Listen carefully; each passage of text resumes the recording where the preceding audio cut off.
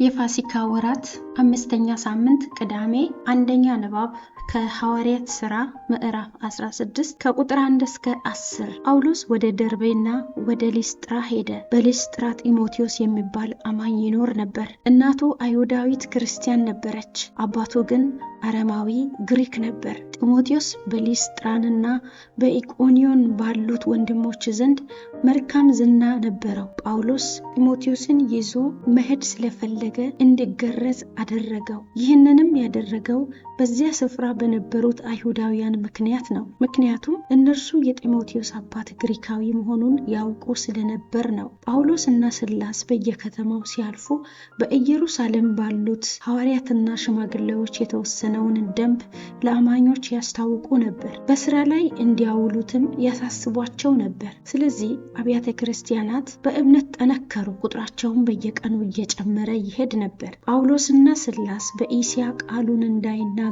መንፈስ ቅዱስ ስለከለከላቸው በፍርግያና በገላትያ አገር አድርገው አለፉ። ወደ ሚስያ ድንበር በደረሱ ጊዜ ወደ ቢታንያ ለመሄድ አስበው ነበር።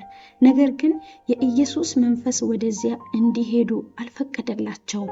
ስለዚህ በሚስያ በኩል አልፈው ወደ ጢሮአዳ ወረዱ። እዚያ በሌሊት አንድ የመቄዶንያ ሰው ቆሞ ወደ መቄዶንያ ተሻገርና እርዳን እያለ ስለምነው ጳውሎስ በራእይ አየ። ጳውሎስ ይህን ራእይ ካየ በኋላ ወዲያውኑ ወደ መቄዶንያ ለመሄድ ፈለገን። ምክንያቱም ለመቄዶንያ ሰዎች መልካሙን ዜና እንድናበስር እግዚአብሔር እንደጠራን ስለተረዳን ነው። ይህ የእግዚአብሔር ቃል ነው። ለእግዚአብሔር ምስጋና ይሁን። መዝሙር 100 የመዝሙሩ መልስ እግዚአብሔር አምላካችን ነው፣ እኛ የእርሱ ሕዝቦች ነን። እግዚአብሔርን በደስታ አገልግሉት፣ የደስታ መዝሙር እየዘመራችሁ ወደ እርሱ ፊት ቅረቡ።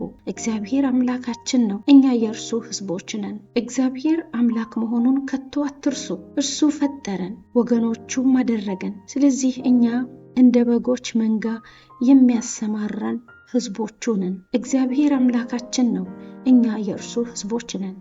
ምክንያቱም እግዚአብሔር ቸር ነው፣ ፍቅሩም ዘላለማዊ ነው፣ እውነተኛነቱም ለዘላለም ይኖራል። እግዚአብሔር አምላካችን ነው፣ እኛ የእርሱ ሕዝቦች ነን። ከዮሐንስ ወንጌል ምዕራፍ 15 ከቁጥር 18 እስከ 21። በዚያን ጊዜ ኢየሱስ ደቀ መዛሙርቱን እንዲህ አለ፣ ዓለም ቢጠላችሁ ከእናንተ በፊት እኔን እንደጠላኝ እወቁ። የዓለም ብትሆኑ ዓለም የራሱ የሆነውን በወደደ ነበር። ነገር ግን የዓለም ስላልሆናችሁና እኔ ከዓለም ለይቼ ስለመረጥኋችሁ ዓለም ይጠላችኋል።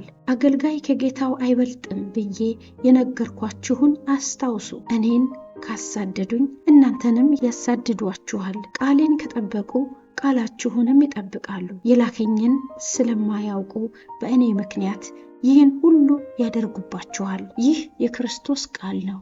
ክርስቶስ ሆይ ምስጋና ላንተ ይሁን።